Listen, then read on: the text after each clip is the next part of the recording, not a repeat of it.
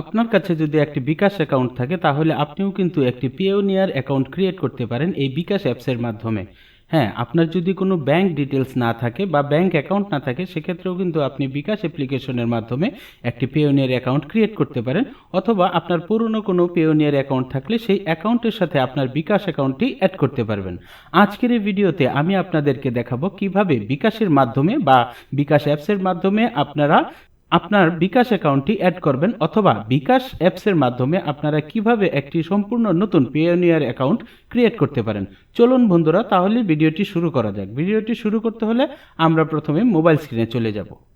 প্রথমে আপনার বিকাশ অ্যাকাউন্টে লগ ইন করে নেবেন। আর যদি আপনার বিকাশ অ্যাকাউন্টটি আপডেট করা না থাকে সেক্ষেত্রে আপনি প্লে স্টোরে গিয়ে বিকাশ অ্যাকাউন্টটি সবার প্রথমে আপডেট করে নেবেন। এরপরে এই যে দেখতে পাচ্ছেন যে আরও দেখুন, এই বাটনটিতে আপনারা ক্লিক করবেন।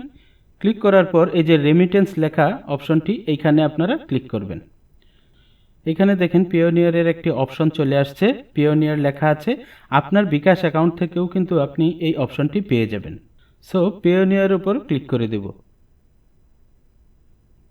ক্লিক করে দেওয়ার পর এখানে দেখতে পাচ্ছেন পিওনিয়ার অ্যাকাউন্ট খুলুন অথবা আপনার পিওনিয়ার অ্যাকাউন্ট লিঙ্ক করুন। এর মানে হচ্ছে আপনার যদি আগে থেকে কোনো প্রকার পিওনিয়ার অ্যাকাউন্ট না থেকে থাকে তাহলে আপনি পিওনিয়ার অ্যাকাউন্ট খুলুন এই বাটনে ক্লিক করবেন। আর এমন যদি হয়ে থাকে যে আপনার আগে থেকে একটি পিওনিয়ার অ্যাকাউন্ট আছে, এখন আপনি আপনার বিকাশ অ্যাকাউন্টটি পিওনিয়ারের সাথে লিঙ্ক আপ করতে যাচ্ছেন, সেক্ষেত্রে আপনি আপনার পিওনিয়ার অ্যাকাউন্ট লিঙ্ক করুন এই অপশনে ক্লিক করবেন। তো আজকের এই ভিডিওতে প্রথমে আমি আপনাদেরকে দেখাবো পিওনিয়ার অ্যাকাউন্ট খুলুন এই অপশনের মাধ্যমে, অর্থাৎ বিকাশ অ্যাকাউন্টের মাধ্যমে পিওনিয়ারের একটি নতুন অ্যাকাউন্ট আমি ক্রিয়েট করে দেখাবো। তো পিওনিয়ার অ্যাকাউন্ট খুলুন এই বাটনে আমি ক্লিক করে দিচ্ছি। বিশেষ করে এই ভিডিওটি আপনারা সম্পূর্ণটা দেখবেন এবং কোথাও কোনো স্কিপ করবেন না, একটি জায়গাতেও আপনারা স্কিপ করবেন না, কারণ এইসব বিষয়ের ক্ষেত্রে ছোট্ট একটি ভুল আপনার অনেক বড় ক্ষতির কারণ হয়ে যেতে পারে। যেহেতু এটা ব্যাংক অ্যাকাউন্টের ব্যাপার, সেহেতু আমি যেভাবে দেখিয়েছি আপনারা ভিডিওটি পজ করে করে আমার সাথে স্টেপ বাই স্টেপ মিলিয়ে আপনারা অ্যাকাউন্টগুলো ক্রিয়েট করবেন, ঠিক আছে? তো এইখানে রেমিটেন্সে আসার পর আমাদেরকে দেখাচ্ছে welcome, already have a Payoneer account, sign in. যদি আপনার আগে থেকে পিওনিয়ার অ্যাকাউন্ট করে থাকে তাহলে আপনি এই সাইন ইন অপশনে ক্লিক করবেন। এখানে বলছে withdraw your funds to your local bank account. আপনার ফান্ডসগুলো উইথড্র করেন লোকাল ব্যাংকে, অথবা আপনার লোকাল যে কারেন্সি আছে সেখানে আপনি উইথড্র করুন। সাইন আপ বাটনে ক্লিক করার পর দেখতে পাচ্ছেন আমাদেরকে এরকম একটি ইন্টারফেসে নিয়ে আসছে। এখানে লেখা আছে পিওনিয়ার সাইন আপ। প্রথমে দুটি অপশন দেখতে পাচ্ছেন, একটি হচ্ছে ইন্ডিভিজুয়াল আর একটি হচ্ছে কোম্পানি। ইন্ডিভিজুয়াল হচ্ছে ব্যক্তিগত, কোম্পানি তো কোম্পানি। তো আমরা সাধারণত ব্যক্তিগত অ্যাকাউন্টই করে থাকি, আমি ইন্ডিভিজুয়ালি রাখছি। এবং এখানে প্রথমে যেটা আছে first name, last name, email address, reenter email address, date of birth. এই বিষয়গুলো আপনি ঠিক আপনার যে ভোটার আইডি কার্ড আছে বা ন্যাশনাল আইডি কার্ড আছে সেটার সাথে মিল রেখে অবশ্যই করবেন।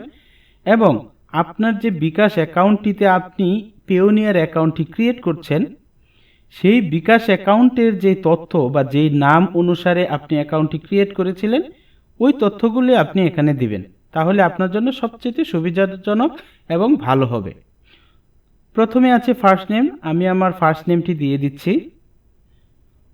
অবশ্যই আমরা নেম দেওয়ার ক্ষেত্রে আইডি কার্ডের সাথে মিল রেখে হুবহু ওইটাই দেবো, হ্যাঁ, এখানে কোনো পরিবর্তন করা চলবে না। তা আমি আমার নাম এবং আমার ইনফরমেশনগুলো ফিল আপ করে নিচ্ছি। বন্ধুরা, আমি যখন আমার পার্সোনাল ইনফরমেশনগুলো ফিল আপ করেছি তখন এখানে নেক্সট বাটন চলে আসছে, আমি নেক্সট বাটনে ক্লিক করে দেব। তো নেক্সট বাটনে ক্লিক করার পর দ্বিতীয় ইন্টারফেসে আমরা চলে আসলাম। এখানে লেখা আছে কন্ট্যাক্ট ডিটেলস। প্রথমে আপনার কান্ট্রিটা সিলেক্ট করা আছে। যদি আপনার কান্ট্রি বাংলাদেশ না হয়ে থাকে বা সিলেক্টেড কান্ট্রি এখানে না থাকে তাহলে এই যে দেখতে পাচ্ছেন এর ড্রপ ডাউন বাটন রয়েছে, এই ড্রপ ডাউন বাটনে ক্লিক করলে আপনি অনেক দেশের লিস্ট পেয়ে যাবেন, সেখান থেকে আপনি আপনার কান্ট্রিটা সিলেক্ট করে দেবেন। দ্বিতীয় স্টেপে দেখতে পাচ্ছেন এখানে লেখা আছে স্ট্রিট অ্যান্ড নাম্বার। তো আমরা এখানে স্ট্রিট অ্যান্ড নাম্বার বসিয়ে নিচ্ছি, আমি আমার ঠিকানাটি দিয়ে দিচ্ছি। তো প্রশ্নবোধক চিহ্নতে ক্লিক করার পর নিচে একটা বক্স চলে আসছে দেখতে পাচ্ছেন।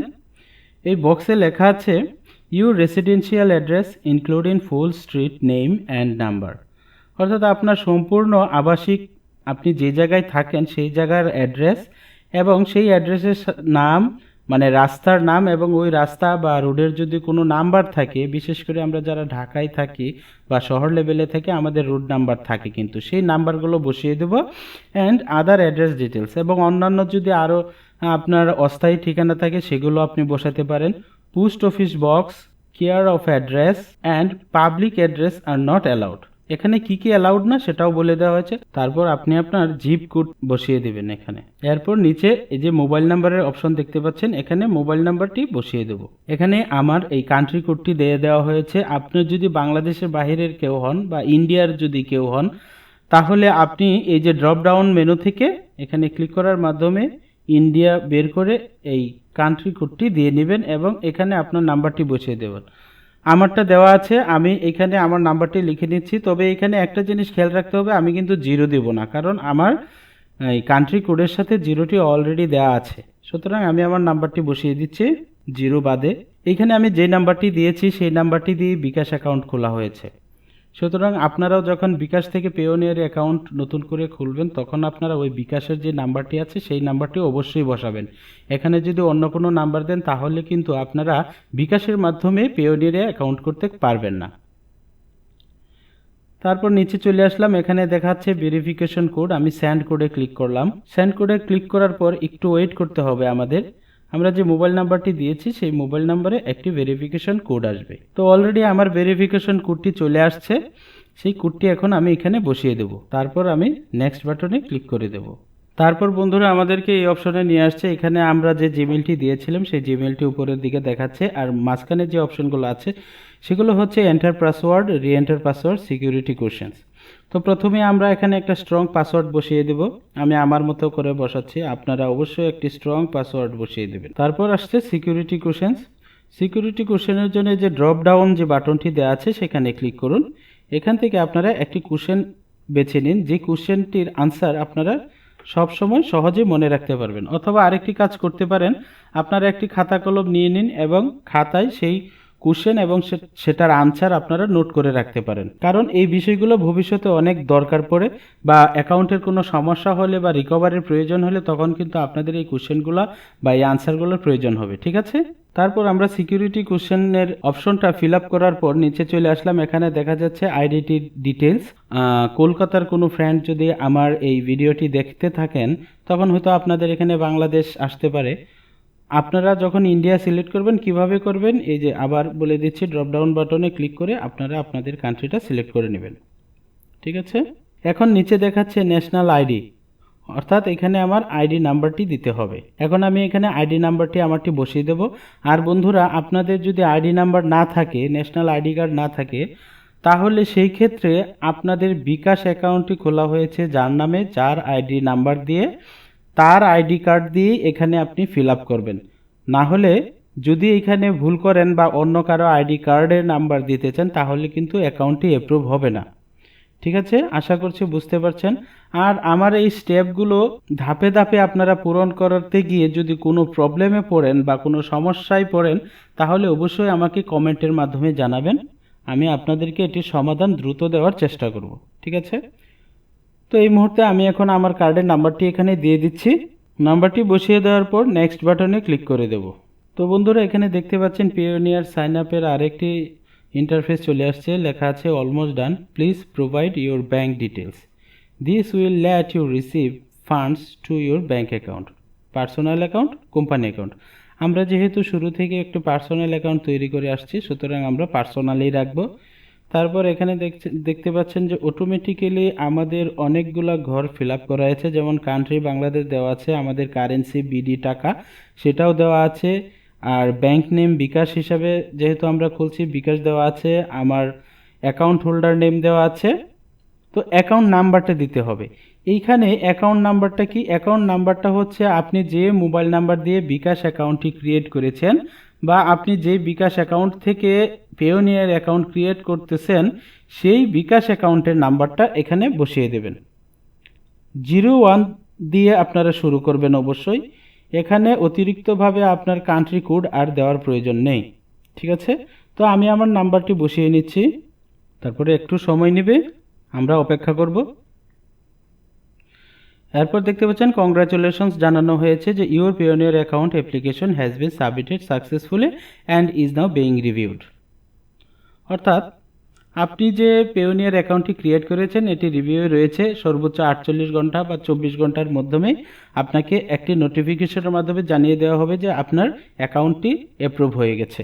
আপনি যখন অ্যাকাউন্ট ক্রিয়েট করেছেন তখন সেখানে একটি জিমেল দিয়েছিলেন, সেই জিমেলটি আপনারা চেক করবেন, সেখানে একটি জিমেল চলে যাবে যেখানে আপনাদেরকে আপনার অ্যাকাউন্ট সম্বন্ধে জানিয়ে দেওয়া হবে। রিভিউয়ের জন্য জমা দেওয়া হয়েছে। তো বন্ধুরা, সাবমিট করে দেওয়ার পর আমাদেরকে এখানে নিয়ে আসবে, এখানে লেখা আছে রিভিউয়ের জন্য জমা দেওয়া হয়েছে, আপনার পেওনিয়ার আবেদন সফলভাবে জমা দেওয়া হয়েছে এবং এখন রিভিউ করা হচ্ছে। আপনার আবেদনটি রিভিউ সম্পন্ন হলে আগামী 3 কার্য দিবসের মধ্যে পেওনিয়ার থেকে একটি ইমেল নোটিফিকেশন পাবেন। পেওনিয়ারের পক্ষ থেকে আর অন্য কোনো তথ্যের প্রয়োজন আছে কিনা দেখতে অনুগ্রহ করুন আপনার ইমেলটি চেক করুন। তো বন্ধুরা, আলটিমেটলি বলছে আমরা যে ইমেলটি অ্যাড্রেসটি দিয়েছিলাম সেই ইমেল অ্যাড্রেসটি চেক করার জন্য। তো আমরা প্রথমে হোমে ফিরে যাব। হোমে ফিরে যাওয়ার পর আমরা আমাদের যে ইমেলটি দিয়েছিলাম সেই ইমেল অ্যাড্রেসের জিমেলটা চেক করব, সেখানে কোনো জিমেল নতুন করে এসেছে কিনা। তো আমরা এই জন্য এই যে জিমেলে চলে যাব। চলে যাওয়ার পর আমি যেই জিমেল দিয়ে লগ ইন করেছিলাম সেই জিমেলটা এখান থেকে সিলেক্ট করে আপনাদেরকে দেখাচ্ছি। তো বন্ধুরা, এই যে দেখতে পাচ্ছেন যে পেওনিয়ার থেকে একটি জিমেল অলরেডি আমার মোবাইলে চলে আসছে, দুটো জিমেল দিয়েছে। তো একটা আমরা প্রথমে চেক করি, ওপেন করি। এখানে দেখতে পাচ্ছেন dear Motiur Rahman, thank you for applying for a Payoneer account to help us confirm it's you, please verify your email address. এখান থেকে আমার ইমেল অ্যাড্রেসটি ভেরিফাই করতে হবে, সেজন্য আমি ভেরিফাইয়ে ক্লিক করে দেব। ভেরিফাইয়ে ক্লিক করে দেওয়ার পর আমাদেরকে এরকম একটি ইন্টারফেসে নিয়ে আসবে। এখানে দেখাচ্ছে যে thank you, you successfully verified your email address. অর্থাৎ আমরা আমাদের ইমেল অ্যাড্রেসটি এর মাধ্যমে ভেরিফাই করে নিয়েছি। আপনারা অবশ্যই এই কাজটি করবেন। কিছুক্ষণের মধ্যে একটি মেল যখন চলে যাবে তখন মেলে এইভাবে আমার মতো দেখানো পদ্ধতিতে গিয়ে আপনারা এখানে এই ইমেল ভেরিফিকেশনটি কমপ্লিট করবেন। তো চলুন আমরা দ্বিতীয় জিমেলে চলে যাই। দ্বিতীয় জিমেলে চলে যাওয়ার জন্য ব্যাকে চলে আসলাম, আবার আমি দ্বিতীয় জিমেলে ক্লিক করে দিলাম। এখানে দেখাচ্ছে dear Motiur Rahman, we are reviewing your request to connect your Payoneer account to bKash.